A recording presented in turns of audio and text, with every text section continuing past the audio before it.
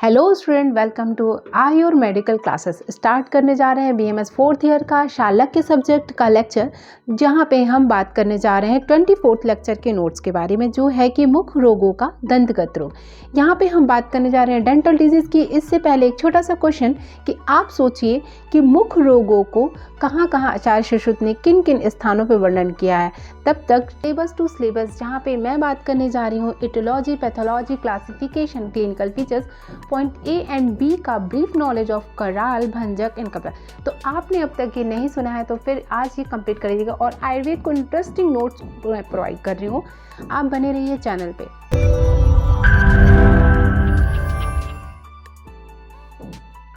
मैं डॉक्टर सीमा आपसे यहाँ पे क्वेश्चन ऑफ प्रीवियस पेपर्स के एग्ज़ाम्स के अकॉर्डिंग सब कुछ पर प्रोवाइड करने वाली हूँ, जहाँ पे मैं बताऊँगी आपको कि आपके पेपर से क्या क्या क्वेश्चंस पूछा गया है। तो हम बात करेंगे इस टॉपिक पे। तो दंतगत रोग पूछा जा चुका है, संख्या भेद और हनु मोक्ष क्या होता है, इसका चिकित्सा, साथ ही साथ दंतगत रोगों की चिकित्सा और कृमिगत दंत रोग। तो मैं यहाँ पर मैं आपको बता दूँ मुखगत रोगों का वर्णन किया है आचार्य सुश्रुत में सुश्रुत संहिता के निदान स्थान और चिकित्सा स्थान 22वें और निदान स्थान 16वें अध्याय में। तो मैं आपको ये बता दूँ, इसके साथ ही आपके क्वेश्चन हो रहे हो। तो शुरू करते हैं दंतगत रोग। टॉपिक को शुरू करने से पहले हम बात कर लेते हैं दंत क्या है। तो दंत उत्पत्ति है अस्थि और मज्जा से। संख्या इसकी मनुष्य में 32 बताई गई है। उत्पत्ति के आधार पर हम इसे सकृजात और द्विज के नाम से जानते हैं। सकृजात जो होता है वो 8 ऐसे दांत होते हैं जो जीवन में एक बार निकलते हैं। द्विज ऐसे होते हैं जो कि मुख में जीवन में 2 बार। ठीक, इसके साथ ही हम बात करते हैं स्वरूप एवं कार्य के आधार पे। स्वरूप एवं कार्य के आधार पर ये होते हैं 4 प्रकार के: राजदंत, बस्त, द्रंष्टा और हन्वय, जिनको आप मॉडर्न में central incisor, lateral incisor, canine और मोलर एंड प्रीमोलर किसी समझ सकते हैं। शुरू करते हैं अपना टॉपिक। तो टॉपिक शुरू हो गया है। अब हम बात करेंगे दंतगत रोग पे। मुख रोगों में दंत रोगों की संख्या आचार्य सुश्रुत ने बताई है 8, वाग्भट और शार्ंगधर ने बताई है 10। आचार्य सुश्रुत के निदान स्थान के 16वें अध्याय में एक श्लोक मिलता है जहाँ पे दंतगत के 8 रोगों को बताया गया। दालन, कृमिदंत को दंतहर्षो भंजक शर्करा, कपालिका, श्याव दंत को हनुमोक्षति। तो निदान स्थान में ये आपको सीक्वेंस मिल जाएगा, इसे लर्न कर लीजिएगा। शुरू करते हैं अब वाग्भट और शार्ंगधर के बारे में। तो वाग्भट और शार्ंगधर ने क्या क्या बताया था। तो जो ये 8 हैं, उसके बाद मैंने बताया कि वाग्भट और शार्ंगधर ने 10 बताए। तो 10 में कराल दंत, दंतचाल, वर्धन को ही शार्ंगधर ने अधिदंत कहा। वर्धन को ही शार्ंगधर ने अधिदंत कहा है। इसे आप नोट डाउन कर लीजिएगा। साथ में नोट कीजिएगा आचार्य सुश्रुत ने हनुमोक्ष का वर्णन किया, परंतु बाकी आचार्यों ने इसका वर्णन वात रोगों में बताया। और कि वर्धन को ही अधिदंत कहा है शार्ंगधर ने, और हनुमोक्ष को हनुशंस नाम से वात रोग में वर्णन किया है वाग्भट, और चरक ने वात रोगों में ये वर्णन किया है। तो अब हम आते हैं अपने टॉपिक पे, मेन आंसर पे। दंतगत रोगों के सारे नाम दालन, भंजक, कृमिदंत, श्यावदंत, दंत शर्करा, कपालिका, दंतहर्ष, हनुमोक्ष, ये 8 हैं। आप भूलोगे नहीं, बार बार बता रही हूँ। आचार्य सुश्रुत ने 8 दंत रोग कहे, वो है ये सीक्वेंस: दालन, भंजक, कृमिदंत, श्यावदंत, दंत शर्करा, कपालिका, दंतहर्ष, हनुमत। इसके साथ ही कोरिलेशन लेके चलो तो क्रैक्ड टीथ दालन, फ्रैक्चर टीथ जो है वो है भंजक, यानी टूट जाता है जब। डेंटल क्रैसेस जो होते हैं वो कृमिदंत, डेड टूथ को श्यावदंत कहा गया है। उसके साथ ही टार्टर बोलते हैं दंत शर्करा को, कपाल का enamel separation, hyper aesthesia of teeth जो होता है वो है दंत हर्ष। हनुमोक्ष को जब बोलते हैं मैंडिबुलर जॉइंट के डिसलोकेशन, यानी डिसलोकेशन ऑफ मैंडिबुलर जॉइंट। तो ये आप टॉपिक जब कंप्लीट करते हो, उसके साथ ही हम आगे चलते हैं अपनी ब्रीफ नॉलेज में। तो यहाँ पे हम आपको बता दें, पहले मैं एक छोटी सी स्लाइड ज़रूर लूँगी जहाँ पे मैं आपको बता दूँ कि किस तरीके से हम सारी स्लाइडों में आपको बताने वाले आंसर। मैं अपनी स्लाइड ज़रूर आपको दिखाना चाहूँगी, क्योंकि आप चैनल पे आए हो तो लाइक शेयर सब्सक्राइब ज़रूर करना, और साथ ही कैसे आपके टॉपिक को मैं एक गुड आंसर में चेंज करने वाली हूँ। तो शुरू करो अपने टॉपिक को। आपने पढ़ लिया दंतगत रोग कितने होते हैं, 8 होते हैं, उनके नाम पढ़ लिए। उसके साथ ही जो एक्स्ट्रा नाम बताए गए हैं जिनको ब्रीफ नॉलेज पूछी गई है वो उसके बारे में मैं ब्रीफ नॉलेज दूंगी। अपने टॉपिक को अपने दिमाग में सेटअप कर लो। दालन एक वातगत रोग है। मोस्टली दंतगत रोग जो है वो वात रोगों के दूषित होने पर हैं, ठीक है। जिसमें से असाध्य देखा जाए तो दालन, भंजक, श्यावदंत असाध्य है, कपालिका याप है। आप ये ध्यान रखिए, वात रोग सब में है।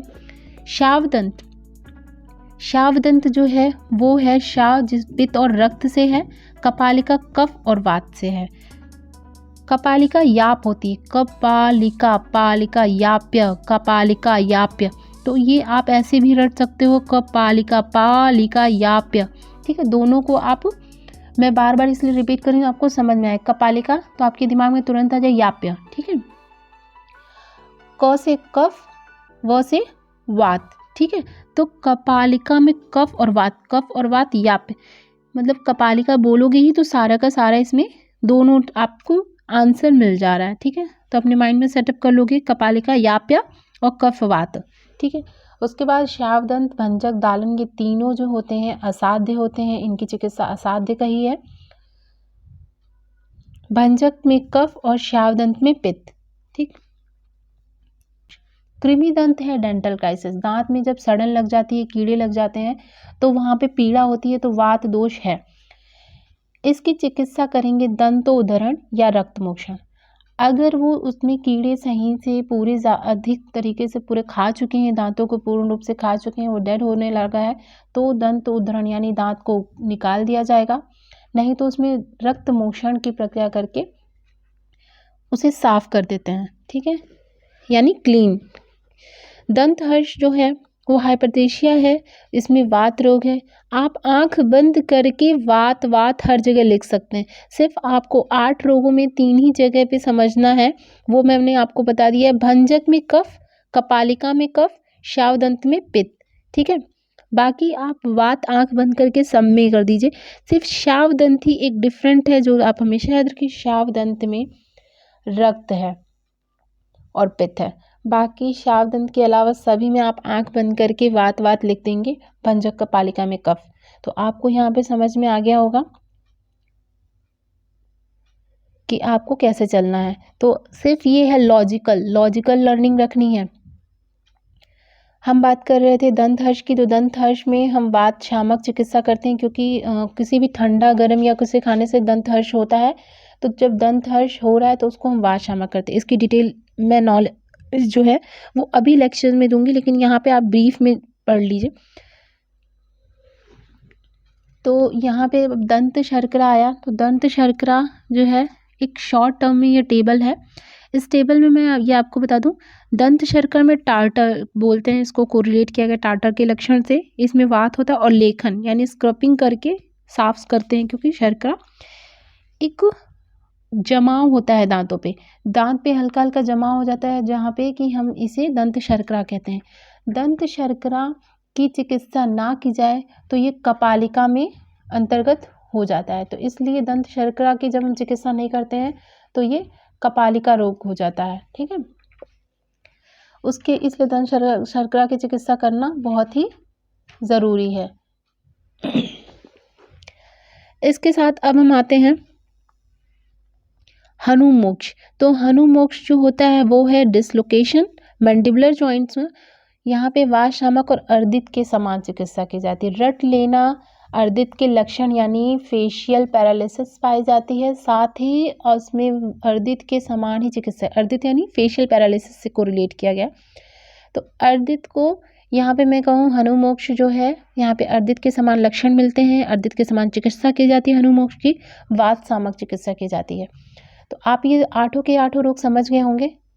अब हम चलते हैं उन तीनों पे, वो 3 जो कि वाग्भट और शार्ंगधर ने बताया था, दंतचाल, कराल दंत और वर्धन। इसका ब्रीफ नॉलेज आपके सिलेबस में है। तो हम शुरू कर रहे हैं यहाँ पे, देखिए बताते हैं आपको, बताते हैं दंतचाल, कराल दंत और वर्धन, या इसी को शार्ंगधर ने कहा था अधिदंत, ठीक है। अधिदंत शार्ंगधर के वर्णन में है। तो यहाँ पे क्या है, दंतचाल में वात दोष, इसकी चिकित्सा वात शामक होती है। उसके साथ ही इसे लूज स्थिति, यानी जब दांत बहुत हिलने लगता है तो यहाँ पे कहा गया है जब दांत गति कर रहा है, यानी धीरे धीरे वो बहुत लूज हो गया है, तो यहाँ पे हम उसको क्या बोलते हैं, जब दांत हिलने लगे, भोजन करते समय बहुत ज़्यादा दर्द होता है, तो इसे बोलते हैं दंत चाल है। इस रोग को बोलते हैं। कराल दंत में है इल फॉर्मेलिटी। इल फॉर्मेलिटी का मतलब होता है जब विषम उत्पत्ति हो जाए, ठीक है, यानी जब दांत सीधे ना निकले, पंक्तियों में, मतलब एक सीक्वेंस सीरीज में ना निकल के उबड़ खाबड़ निकलने लगते हैं आगे पीछे या लेटरल साइड में निकलने लगे, तो उसे बोलते हैं कराल दंत। ये इल फॉर्मेलिटी होती है, डिफॉर्मेलिटीज होती है। यहाँ पे चिकित्सा असाध्य की गई है। इसका यही कर सकते हैं, अगर इसे निकाला भी जाएगा तो भी बहुत ज़्यादा दिक्कत शुरू हो जाती, इसलिए इनमें दंतोद्धरण भी करना मुश्किल होता है। उसके साथ ही आता है आपका वर्धन। वर्धन शब्द में ही है वृद्धि। वृद्धि का मतलब होता है जब एक्स्ट्रा दांत निकलने लगते हैं। 32 दांत होने के बावजूद भी किसी मसूड़ों में, दंत मूल जो होता है वो मसूड़ होता है, उसमें एक्स्ट्रा टीथ निकल ले, तो वहाँ पे वहाँ बोलते हैं हम वर्धन हो गया है। तो ये एक कहा गया इस रोग को, दंत रोगों में वर्धन या अधिदंत, अधिक दांत निकल रहे हैं, 32 से ज़्यादा, सामान्य से जब ज़्यादा निकलने लगे, वो है सुपर न्यूमरली। नंबर में ही ये देखो, सुपर नंबर मतलब ज़्यादा निकलने रहा तूत। जिसमें भी वात रोग होता है और दंतोद्धरण जब एक्स्ट्रा हो जाए, बहुत ज़्यादा परेशान करे, इस तरह से बहुत ज़्यादा पेनफुल हो, तो वहाँ पे हम दंतोद्धरण यानी उस तूत को निकाल देते हैं, ठीक है। तो ये आपका हो गया loose teeth, ill formed and supernumerary tooth, जिसे कहा गया दंत चाल, कराल दंत एंड वर्धन। आचार्य सुश्रुत ने इन्हें व्याधि में नहीं लिया है, क्योंकि ये सुनने में भी कोई व्याधि नहीं है, ये एज अ डिफॉर्मलिटीज हैं, ठीक है, क्योंकि दांत लूज हो गया या फिर इलनेस हो गई या फिर एक्स्ट्रा निकली, तो ये व्याधि में आचार्य सुश्रुत ने इन्हें नहीं माना है। अब चलते हैं, स्टार्ट करते हैं सामान्य चिकित्सा। तो सामान्य चिकित्सा में अब हम क्या कर देंगे, सामान्य चिकित्सा में आप देखोगे स्वेदन, रक्तमोक्षण, गंडूज धारण करना, उसके साथ इतना जो कवल धारण करना, सुख उष्ण दुख, मतलब होता है कि जितना कि ना जले मुंह और ना ही ज़्यादा ठंडा हो पानी, तो जितना सहन शक्ति हो उतना उष्ण। शिरोवस्ती इसके लिए है, अग्निकर्म करेंगे। उसके बाद वात शामक औषधि, औपीडनस, पुनर्वादिगण के साथ विदारिकंदगण के जो द्रव्य होते हैं उन्हें लेते हैं। साथ ही हम लेंगे कुछ ऐसे जो वात शामक होंगे, तो वात शामक जो औषधियाँ होती हैं, या तिल एवं मधुष्टि से जो सिद्ध दुग्ध होता है उसका गंडूज धारण करते हैं।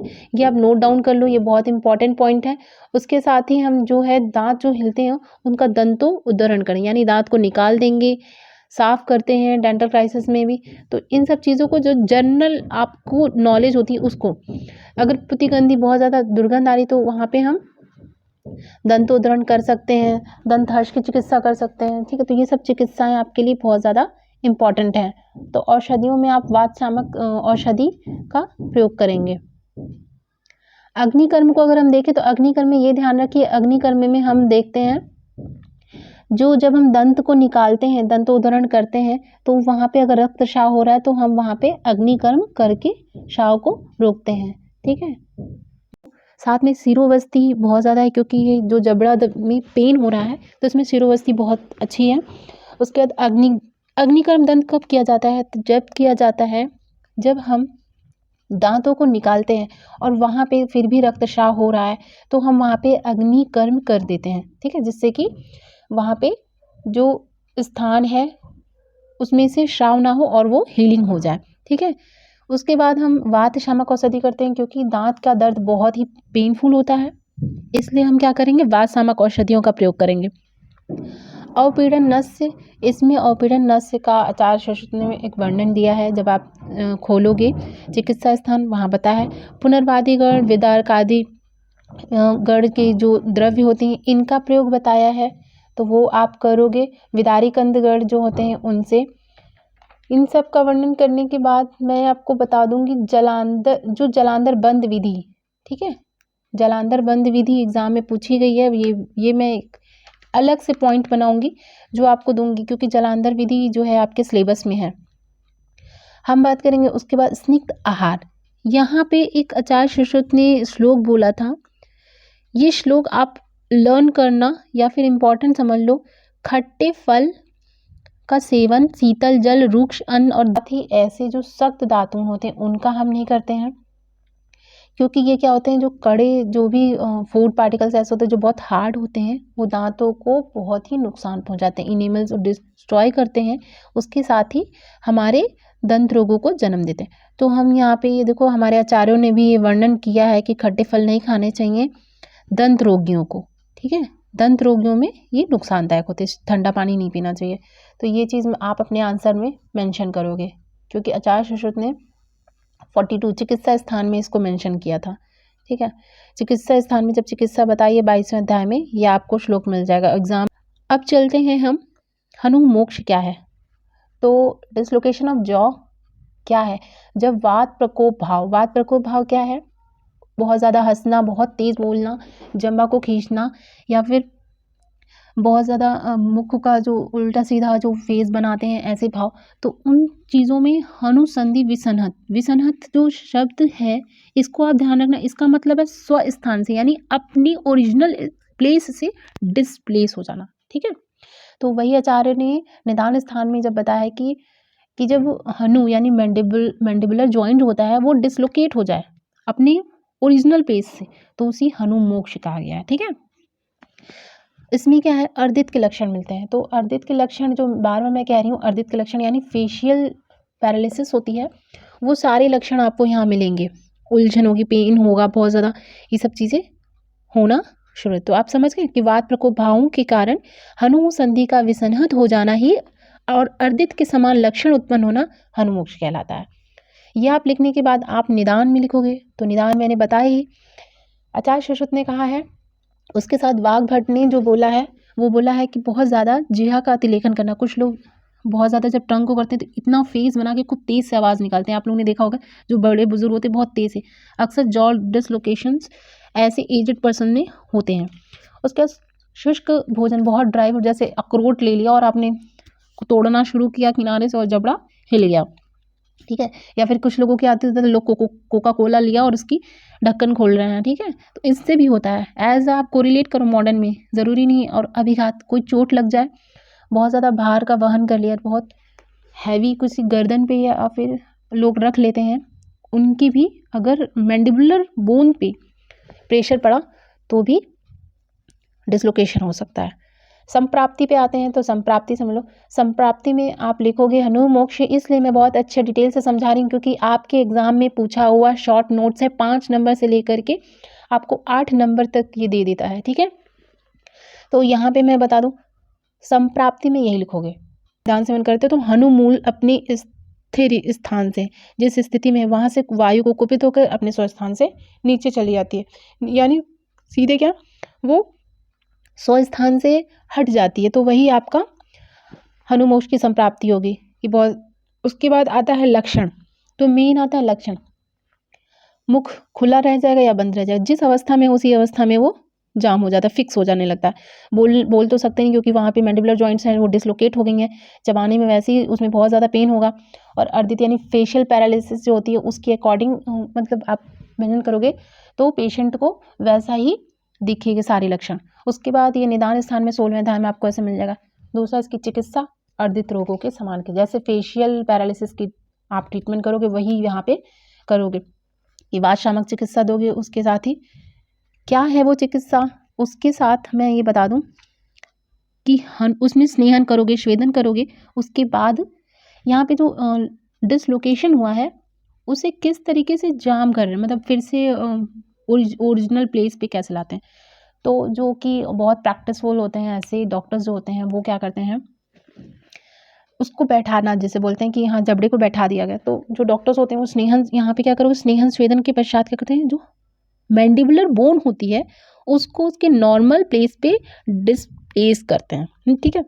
नॉर्मल प्लेस पे आप उसको सेट करोगे। तो मुख जो खुला हुआ होता है उसको एक अच्छा प्रैक्टिशनर जो होता है उसमें क्या करता है, अगर नहीं बन तो चिबुक यानी जो एक चिमटी टाइप का होता है उससे पकड़ के धीरे से ऊपर उठाता है और उसी से नीचे लाके सेट कर देता है, ठीक है। तो ये तो प्रैक्टिस की बात है, आप अपने आंसर में लिखोगे क्योंकि आचार्यों ने अष्टांग हृदय में चिकित्सा स्थान में इसकी चिकित्सा के समय इसका वर्णन मिला है इस प्रक्रिया का। तो ये प्रक्रिया वही है जो आज मॉडर्न कर रहा है। फेशियल पैरालिसिस के अकॉर्डिंग इसका फिर ट्रीटमेंट हम करेंगे।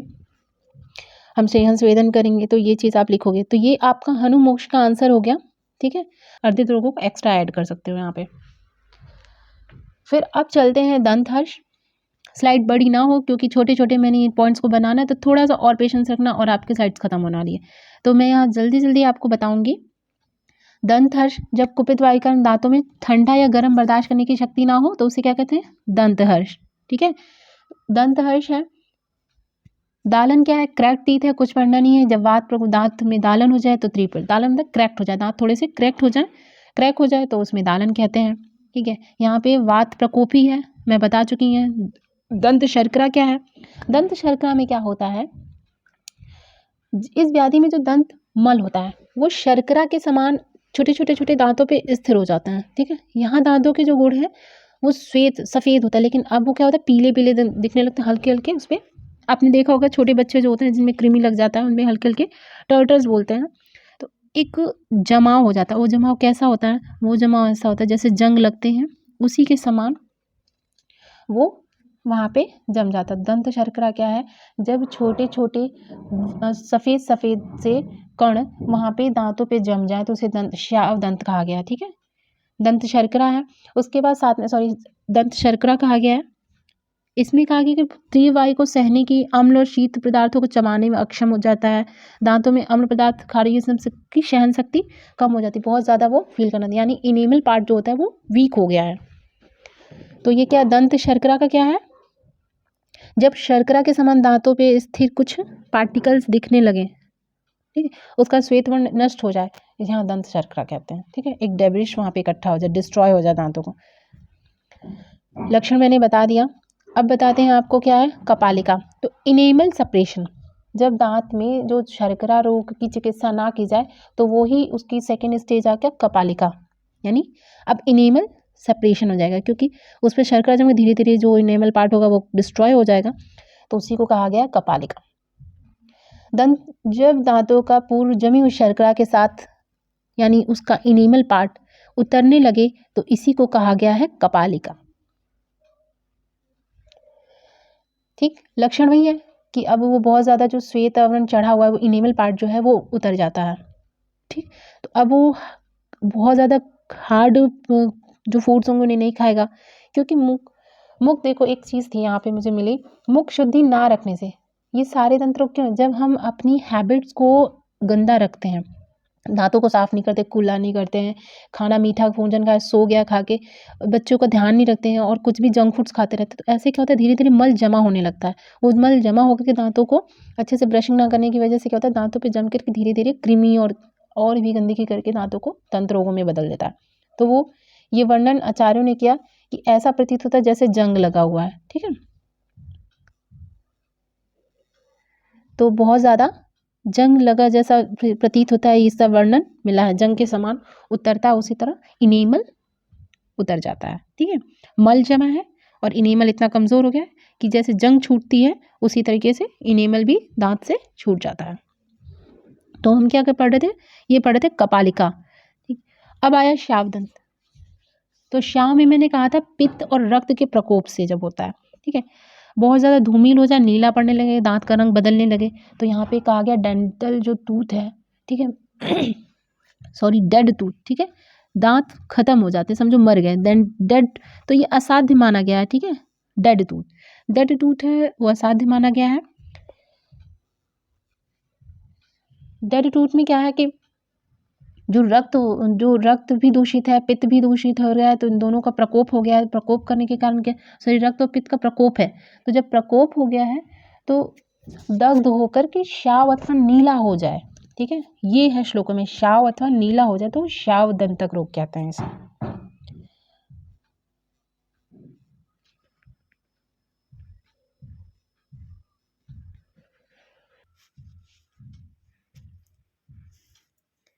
नेक्स्ट आता है भंजक।